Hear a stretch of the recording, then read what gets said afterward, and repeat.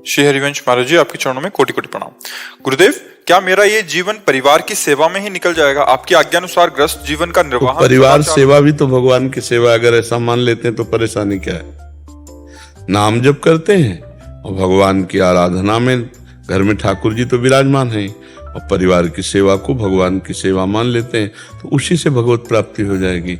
कभी कभी वृंदावन आ गए और कभी कभी ऐसा किया करो कि जैसे गृहस्थ में है, तो अगर हमारे पास 100 रुपए हैं, हम देखते हैं कि 95 रुपए हमारे गृहस्थ में खर्चा हो जाएंगे और 5 रुपए हम निकाल सकते हैं, तो उनको निकाल लेना चाहिए। एक कुछ जगह रखनी चाहिए, 5 रुपए निकाल के रख दिया 100 में।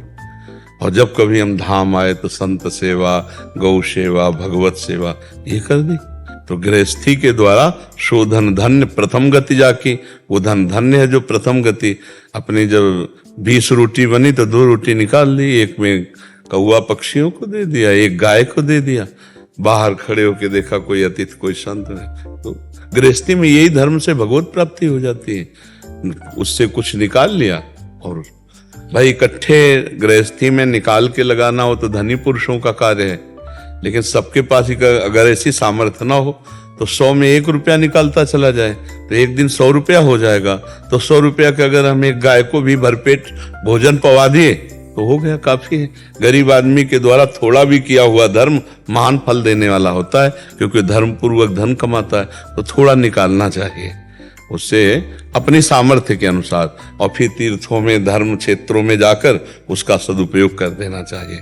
जैसे भोजन पवा दिया, किसी को वस्त्र दे दिए, ऐसे पशु पक्षियों को पवा दिया, तो उससे गृहस्थ धर्म में कुछ जैसे पापाचरण भी हो जाते हैं, तो उनका भी नाश हो जाता है। तीर्थ याटन करना चाहिए, भगवत धामों की यात्रा करनी चाहिए।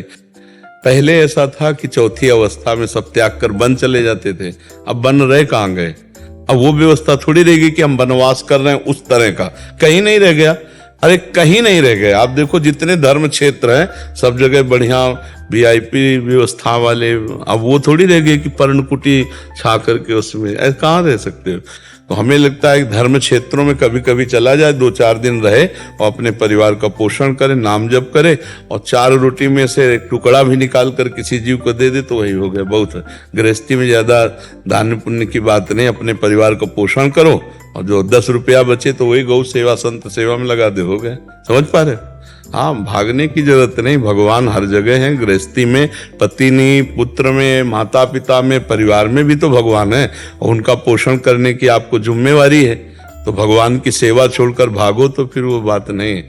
उनका पोषण करो। यही जैसे तुम्हें माता पिता ने इतना सयाना किया, ऐसे तुम अपने पुत्रों को शयाना करके उनको व्यापार रोजगार आदि नौकरी आदि दो, और अपने माता पिता का अगर विराजमान है तो पूर्ण भगवत भाव से सेवा करो।